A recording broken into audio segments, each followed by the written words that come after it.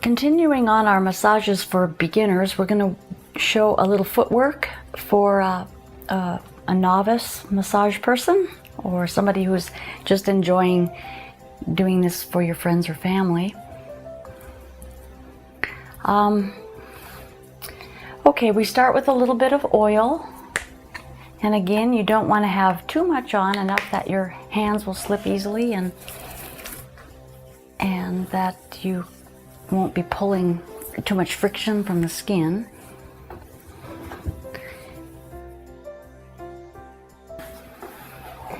Okay, to start with just a basic foot massage, the areas that you need to be careful of are the inner. There's a little ankle bone that's here, and inside this area there's a lot of structures that are, they're close to the surface. There's the various points, acupuncture points and the like, that in that area it's just a little sensitive. It's better not to put a lot of pressure. Same with the outside side. And if you're working somebody who is pregnant, don't ever, just stay away from this part of the foot. Just stay away from it unless you know what you're doing. It's just got some points there that it's better just to stay away from it.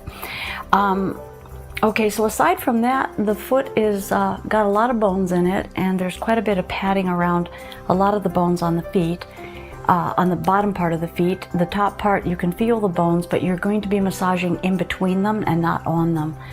So I like to start by just taking the toes and giving them a little bit of traction, which is a little bit of a pull, and just pull a little bit this direction, and then kind of sweep your hand off of it. Just a little pull, not where you're really yanking it and tearing it out of the socket, but it's just a little traction.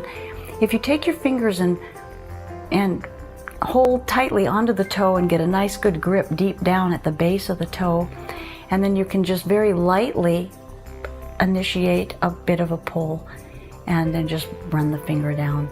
It's quite nice. Sometimes you can even rotate it a little bit if you like. You're going to find that toes, on people's toes, are very neglected for the most part, but they do play an important role in our balance. So we should keep on reminding ourselves that our feet get us a lot of places, so we should thank them for what they do. Now here I'm just rubbing the bottoms, the padding, just back and forth with my thumbs. And I'm not sure how well this can be seen. And up and down through the arch, and then through this lateral side of the sole. And the heel, you can just work however. The bottom of the foot is got a lot of thick skin, especially for people that run a lot of barefootedness. And you can manipulate the feet a little bit. And then going to the top part of the foot, you can just take your fingers and run them down along each toe. Just when you get to one, you can actually even put, run a bone between two fingers and just get it feeling really good there, and taking a little bit of a little twisting action to get the bones moving in the directions that they can. Again, you want to make sure that your hands are really grabbing on and that you're holding well with the hands, and then just let them manipulate, but don't feel like you have to control what's going on. It's really more of a following the anatomy again. That's you'll hear that from me a lot. Follow the anatomy, and don't take it too far, and don't wrench it out. As you advance in this work, you're going to understand how these various soft tissues feel, and you can do a lot more with them, and you can take them into different directions because you understand a little bit deeper what's going on. But at first, just be very basic, be very careful, respect what you're doing, don't come down too hard. And I have seen the effects of that. It could be anything from bruising to really hurting somebody pretty badly. So now here I've got both the front and the back that I'm just manipulating. You can do fingers between the toes. Now sometimes this works better on some toes than others.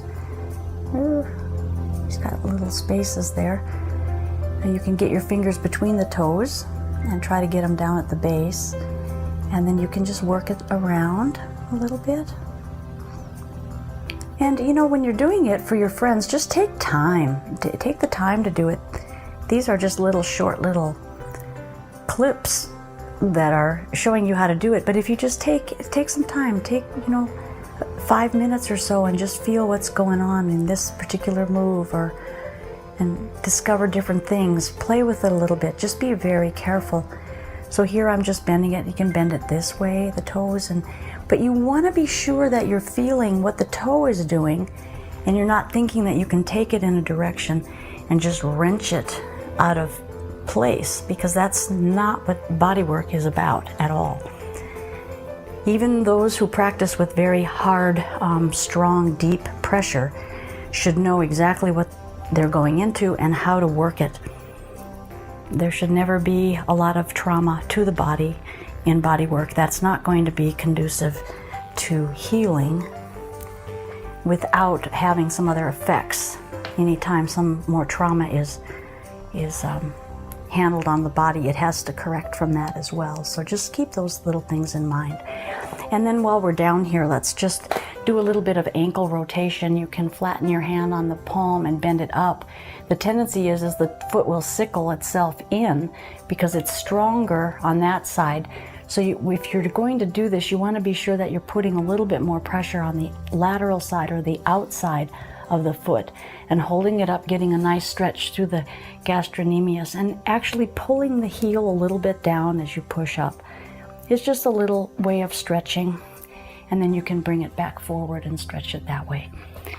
So that's about what you can begin with, and play with it from there. You can go deeper in there and feel the bones actually inside of the foot through the padding.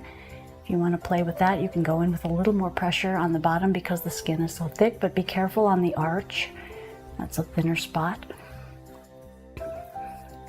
Okay, now that'll give you a little, and you do the same thing on the other foot. You just go ahead and do the same kind of procedure and play with it.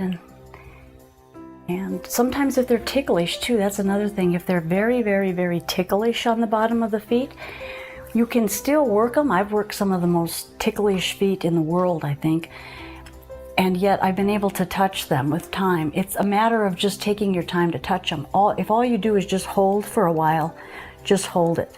And then you can slowly begin to move your hands around and the ticklishness will go away. So if you go slow into that, you can even manage ticklish feet. So thank you so much. This is Athena Jezik, beginner footwork. Thank you. Thank you for sharing. Thank you for subscribing. And I think there's a little bell up there that you can hit that you'll get a notification every time we post. So if you want to, you can hit that too.